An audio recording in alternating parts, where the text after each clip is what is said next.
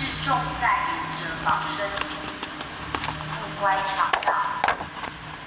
中庸之智慧之也，中庸所称，重在于中庸。君子以愚则乎中庸而不能其乐守者，可见夫之甚矣。然坎卦之治，正与中庸所不同。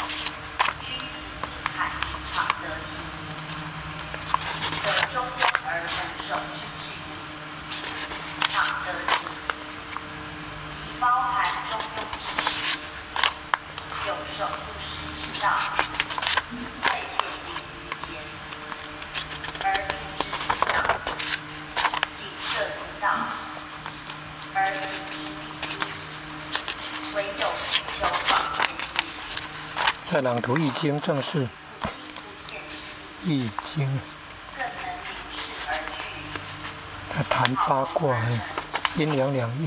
保其中立不与之强。可以搜善书图书馆，善书图书馆中英文资料都有，儒释道三教资源很丰富的，还有那古书哦，画图的古书啊，搜寻绘图，绘画的绘，图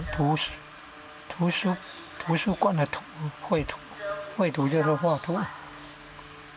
古代的古书哦，劝善书有画图的。